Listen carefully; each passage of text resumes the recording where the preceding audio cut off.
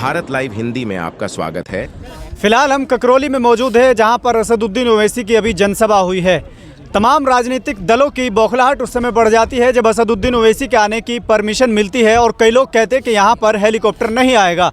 कोहरे को देखकर तमाम राजनीतिक दलों के अंदर एकदम खुशी का माहौल था, लेकिन असदुद्दीन ओवैसी ने फैसला किया कि वो हेलीकॉप्टर से नहीं गाड़ी से जाएंगे, लेकिन जनता के बीच ज़रूर जाएंगे।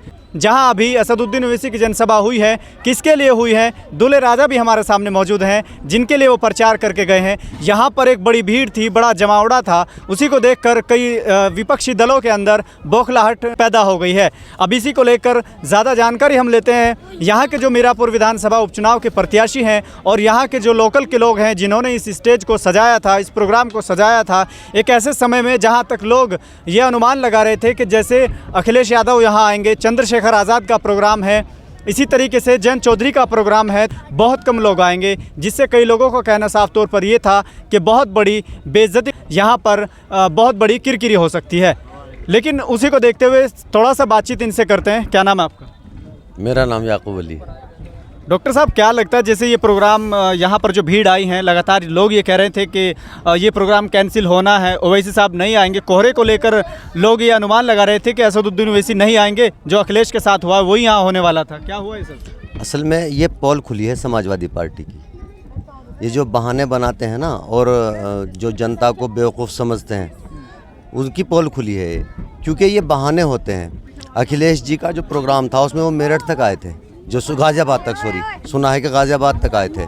तो जब अगर कोई प्रशासनिक मामला ऐसा था कि हेलीकॉप्टर की परमिशन निरस्त हुई या कोई मसला हुआ तो बाई रोड आ सकते थे, गाज़ियाबाद इतनी दूर नहीं है। यही साबित किया है असदुद्दीन ओवैसी साहब ने कि मैं हैदराबाद से चल के फ़्लाइट से दिल्ली आऊँगा और दिल्ली से कार से चल के मुजफ्फरनगर पहुँच जाऊँगा, नहीं रोकेगा कोई चीज़। परमिशन हेलीकॉप्टर की तो रद्द हुई, हालांकि ये भी नहीं है कि परमिशन नहीं थी। हेलीकॉप्टर की परमिशन मेरे मोबाइल में मौजूद है, हमारे प्रत्याशी जी के मोबाइल में मौजूद है। परमिशन होने के बावजूद भी वक्त पे आकर इस चीज़ को इनकार किया गया कि भाई मौसम की ख़राबी की वजह से अनुमति नहीं दी जा सकती। मगर कोई बात नहीं, बैरिस्टर साहब जो है वो बाई रोड आए हैं।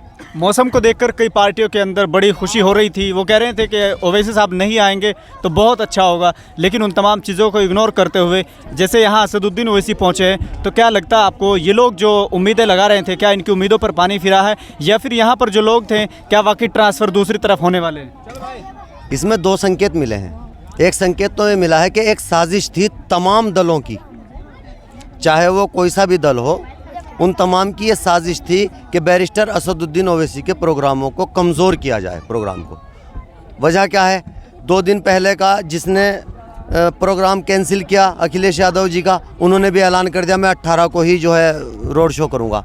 वो हुआ नहीं हुआ अलग मुद्दा है, लेकिन बहरहाल उन्हें पहले से ऑलरेडी मालूम था ना कि ओवैसी साहब का 18 को प्रोग्राम है। तो उनका जब 2 दिन पहले प्रोग्राम कैंसिल हो गया तो 18 का ही फिर भी ऐलान किया कि मैं रोड शो करूँगा। उधर आज ही जयंत चौधरी की कई सभाएं, उधर आज ही जो है जाहिद हुसैन ने भी रोड शो किया शाम में, आज़ाद समाज पार्टी के लीडर भी यहाँ आ रहे थे आज। यानी सब लोगों का एक मिशन ये था कि अपने अपने चहेतों को, जनता को हम रोक लेंगे और ओवैसी साहब की मीटिंग को जो है वो नाकाम कर देंगे। लेकिन ये जनसभा जो है ये इस विशाल मैदान में विशाल जनसभा बनी है और ये इतिहास बना है ककरौली में कि इतनी बड़ी जनता किसी लीडर के उपस्थिति में अपनी हाज़िरी दर्ज कराने के लिए आई हो। ये मिसाल कायम होगी इंशाल्लाह। और ये चुनाव जो है ना, अब ये बहुत आगे निकल चुका है, लोग समझ चुके हैं, लोग अरशद राना के दीवाने हो चुके हैं, लोग बैरिस्टर असदुद्दीन ओवैसी के बातों से मुतासिर हुए हैं और वो जान चुके हैं कि वाकई संविधान को लागू करने की अगर कोई बात करता है, अगर कोई संविधान के इम्प्लीमेंटेशन की बात करता है तो वो बैरिस्टर असदुद्दीन ओवैसी हैं। इसलिए जनता ने मीरापुर की अब मन बना लिया है, पतंग उड़ेगी इंशाल्लाह 20 तारीख को। जिस तरीके से अफवाहें फैलाई जा रही थी कि प्रोग्राम जो है वो कैंसिल होगा, और लगातार आप कह रहे हैं शुरू के दिन से आप कह रहे हैं कि यहाँ पर बहुत सारे लोगों ने हमारे ऊपर प्रेशर बना रखा है कि किसी तरीके से इस प्रोग्राम को रोका जाए, लेकिन क्या आपको लगता है जिस तरीके से आपकी हार्ट बीट या कहें कि आप टेंशन में थे, वो सब चीज़ें दूर हुई हैं प्रोग्राम कर? नहीं, वो तो था। देखो, मैं अगर आपको अपने जो है मोबाइल दिखलाऊँ तो ऐसे मैसेज और कॉल 2 घंटे पहले तक भी थे। सर के पहुंचने से 2 घंटे पहले तक भी ये मैसेज और कॉल थी मेरे पास कि साहब आ नहीं रहे। तो देखो, ऐसी परिस्थितियों में चाहे कितना भी कॉन्फिडेंशियल मामला हो, लेकिन कहीं ना कहीं हार्ट बीट तो बढ़ती है। क्योंकि 2 दिन पहले किसी मान लीजिए पूर्व मुख्यमंत्री और ऐसे मुख्यमंत्री जिनके आज भी जो है 37 सीटें हैं और सैकड़ों जो है विधानसभा की सीटें हैं, तो एक ऐसे शख्सियत का अगर मान लो प्रोग्राम कैंसिल हो सकता है तो जाहिर सी बात थी हमारी भी हार्ट बीट बढ़ रही थी। लेकिन हमें ओवैसी साहब की जो सच्चाई है और उनकी जो सदाकत है उस पर भरोसा था कि चाहे बाई रोड आना पड़े लेकिन इंशाल्लाह वो ज़रूर आएंगे, और वो वाकई उन्होंने हमारे दिलों को जीत लिया। अखिलेश यादव को परमिशन नहीं मिली ऐसा कुछ कह रहे थे, लेकिन आपको परमिशन मिल गई? कहीं ऐसा है कि साठगांठ बीजेपी से हो गई? देखिए ऐसा है, मेरे से पहले परमिशन अखिलेश यादव की हुई, ऑन रिकॉर्ड हुई, मेरी परमिशन तो बाद में हुई। और रात भी जब हमारे जो हेलीकॉप्टर की परमिशन थी नोएडा वाली कैंसिल हुई कोहरे की वजह से, तो हमने दूसरी व्यवस्था कराई साहब के लिए उत्तराखंड से, लेकिन वो व्यवस्था भी कहीं ना कहीं नहीं हो पाई।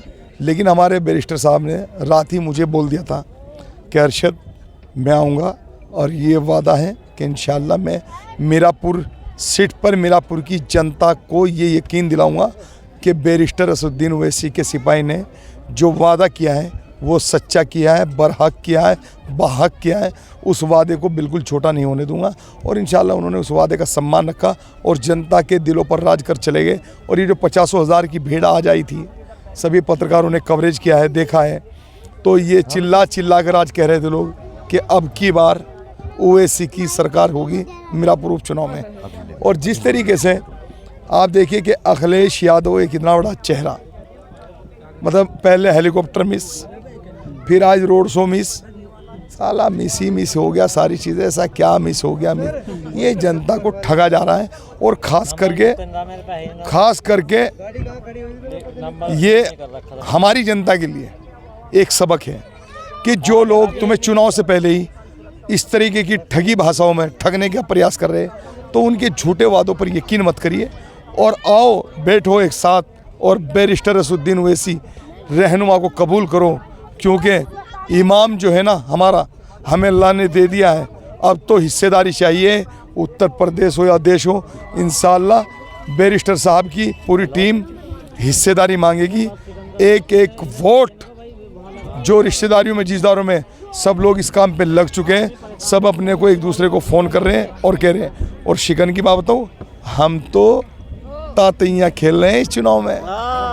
कैसे खेल रहे हैं? कह रहे हैं कि आपको तो हवा भी नहीं आएगी। हम तो तातियाँ खेल रहे हैं, और जिनकी हार्ट बीट बढ़ रही है उनसे जाके पूछिए आप साहब, क्योंकि हम तो बच्चों के साथ में, हमें बच्चों के साथ ही देखो चुनावी माहौल में, और उस चुनाव में जिसमें 2 दिन बाकी है, उस चुनाव में अपने इन छोटे छोटे बच्चों के प्यारे लाडलों के साथ में मैं तो अपना देख रहा हूँ कि बच्चे कह रहे थे, कह रहे अंकल चलो खेल लेंगे। मैं क्या खेल लेंगे?